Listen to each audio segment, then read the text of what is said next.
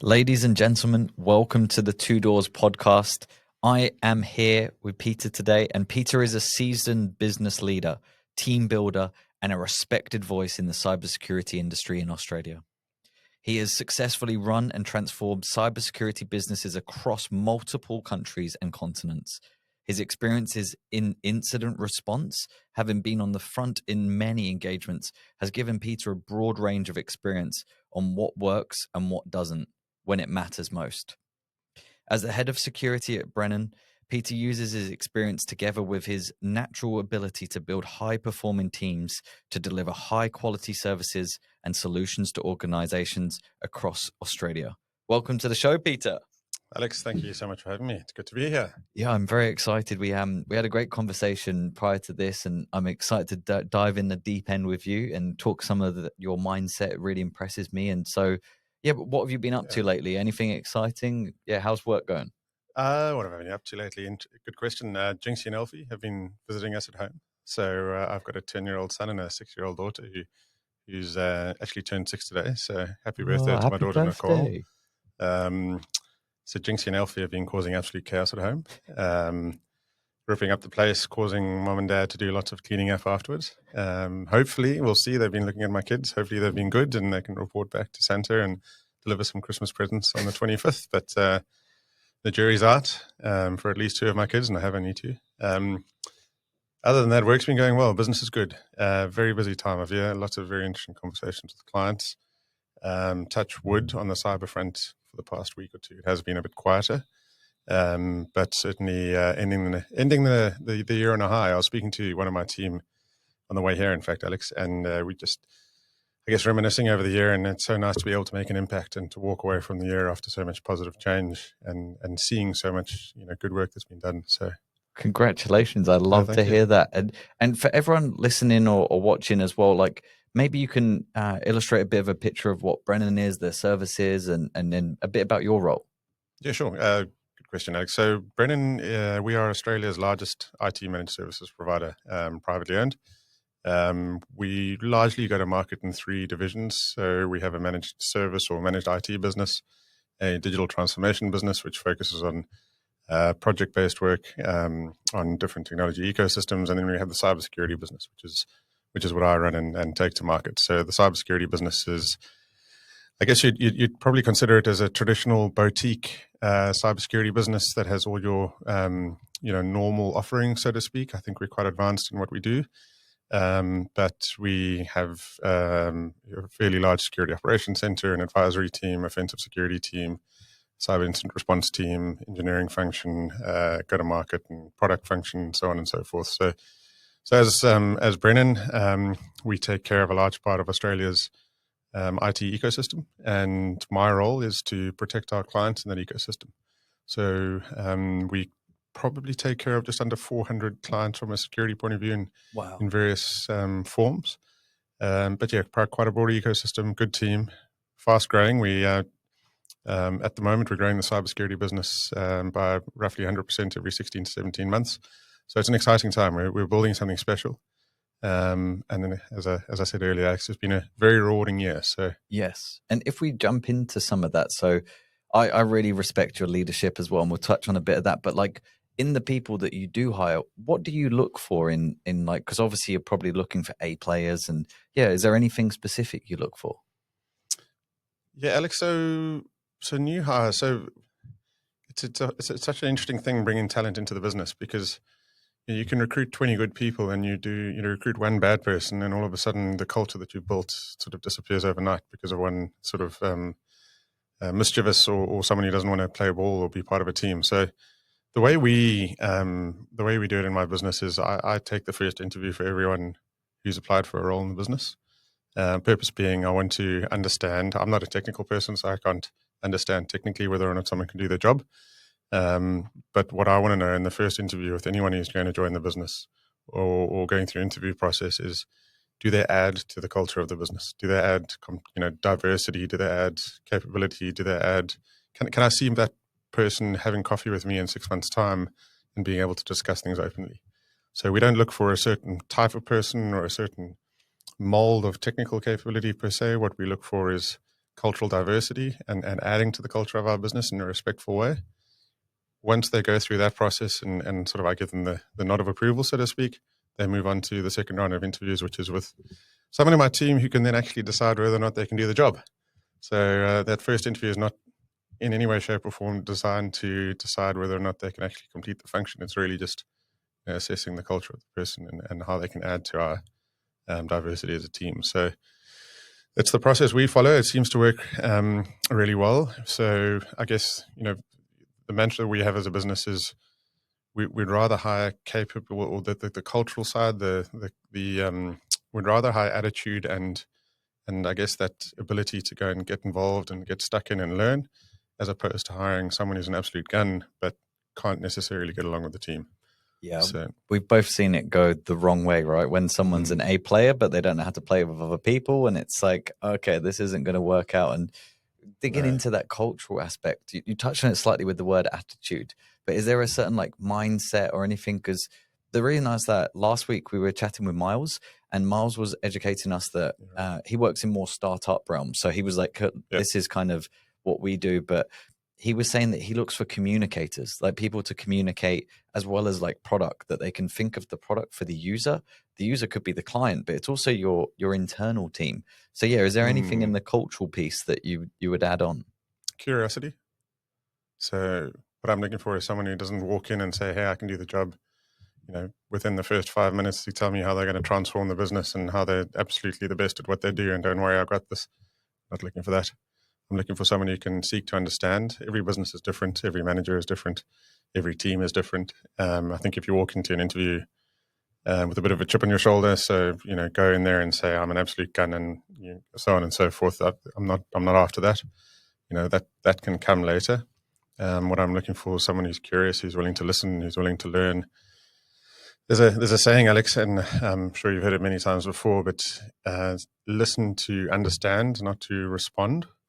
I'm looking for someone who listens to understand. Certainly in the interview process, that I think is very powerful. So the more they can understand from me and my business what we're after, as opposed to what they can offer, I think you probably get more of a meeting in the middle.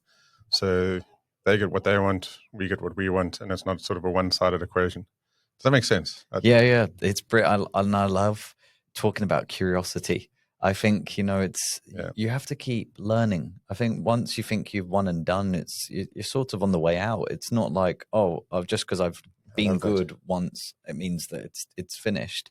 And switching gears, because I want to get onto this. I was very keen to jump on this topic with you, but talking about leadership. Yeah. So I asked Miles, hey, what do you think leadership is? And we spoke a bit more about influence. But yeah, take us through your leadership journey, because I know that you've led hundreds of people before, and what you would define as leadership, and maybe touch on what good leadership is and maybe what bad leadership is in your perspective. So Alex, as we start this, I'd say it's probably important to delineate between management and leadership. I think the two things are fundamentally different. Management is structure, routine, rigor, getting the basics right. That's management. Leadership is setting a direction, setting strategy, and waving the flag in front of the team and asking everyone to follow. I think the two are fundamentally different. You can be both a leader and a manager. Personally, I don't think I'm a very good manager. Hopefully my boss never listens to this podcast. Hi, Dave.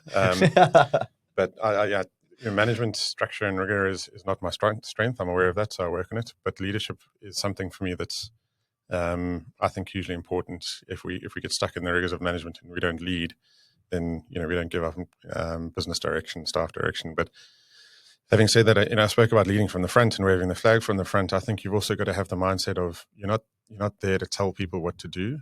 As much as it's setting direction, you're not there to micromanage. You probably flip between two modes, but I view leadership as being there for the team as opposed to the team being there for me.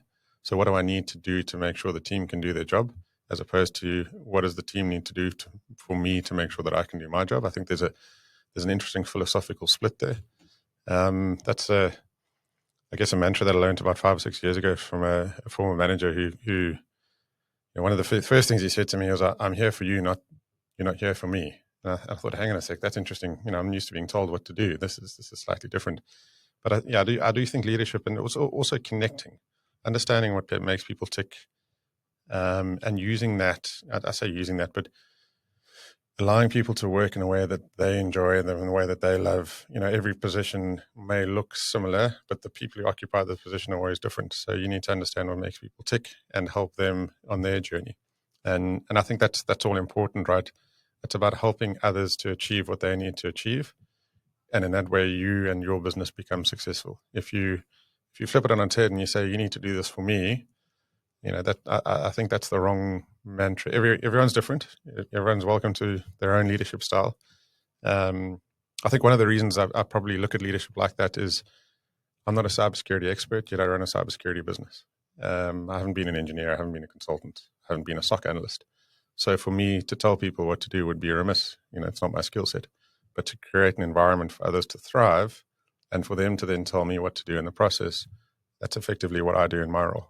So that makes sense. Yeah, and I appreciate your open mindset. It's like you want to listen to everyone, but use discernment, right? You can judge, and the whole idea of moving boundaries out of the way, or barriers, sorry, for your team. It really resonates with me and warms my heart to hear this, because that's true leadership. I think that often, we had that whole weird COVID time, and, people started to be quite insular. They started to think more about themselves rather.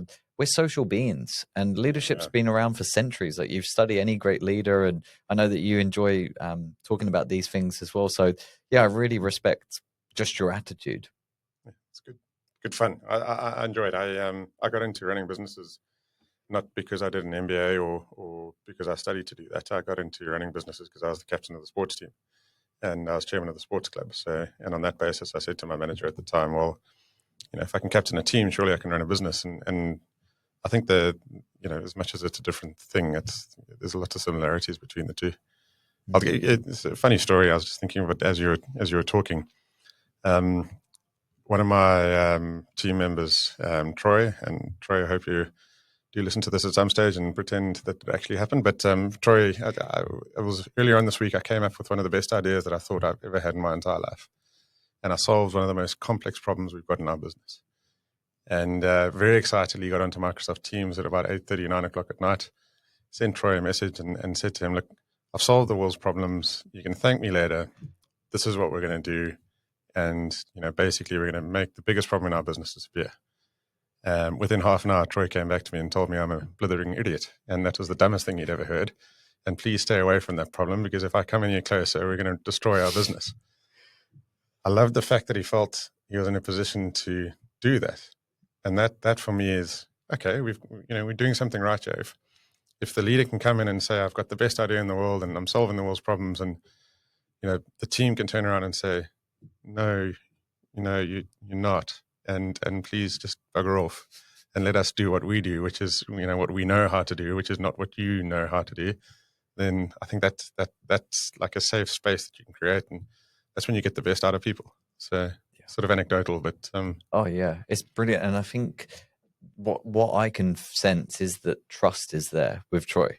It's like, you can't be so direct to people if you've just met them and being like, hey, but you and Troy have probably been on a journey together before, or for some time, that you have that sense of trust. And it's great to hear, because I think trust is instant, but then there's layers to it. It's very deep, that it goes, there's The Speed of Trust is by Stephen Covey. Great book. That his father wrote The 7 Habits, and he wrote The Speed of Trust, and it talks about the ripple effect that, in the center, you've got to have self-trust, and it expands. And so I love that point. And what about any advice you'd give for anyone who wants to get into leadership? Like, obviously the sports team, you've probably got great wins behind you or anything, but like, to anyone listening out there that I'm thinking specifically of you, my friend, that is out there currently, they're at like a mid-senior level and they really want to get into leadership. What would you advise? So Alex, the first thing I'd probably say to anyone considering sort of a senior management or leadership role is make sure it's the right thing for you. So as with any position, there are things that you're going to enjoy and there are things that you're not going to enjoy. One of the toughest part about leadership and leading people in businesses is there's lots of hard conversations that need to happen. There's lots of conflict. And so if you're not comfortable with conflict and you're not comfortable sitting down and giving people honest feedback, maybe that's not for you. Maybe that's not the right position for you. So I think we too often think of a senior manager or a leadership role as sort of the apex of the pyramid, so to speak. It's not. It's hard work. It really is. So the amount of sleep that I lose at night deliberating over decisions, over team members, over strategy, over finances, over marketing, over sales, over pipeline, it's not something for everyone. So make sure it's right for you. And if you are keen and you are confident and you are comfortable that that's the space that you want to explore in your career, remember that it's not about you at that point. So you have to deflect the attention away from yourself, and you have to think about what others need to thrive and what others need to survive, and then make the focus about them and not yourself. If you're becoming a manager for your own purposes, and if you're becoming a senior leader for your own purposes, yes, there's a selfishness about these things that inherent in that type of position. But at the same time, remember that if all the attention and all the focus is on you, and you become a gravity for all of the all the things that happen in the position, a gravity well for all the things that happen in the position, then you're doing it for the wrong reasons. You have to remember that you're there for the team, that you're there for others, and again, consider if that's what is in your makeup, if that's what you want. It is a servant position as much as the CEO of a business or the managing director of a business is ultimately responsible, sets the strategy, and can demand performance. You are there as a servant to make sure that your people are successful. No business is successful without people.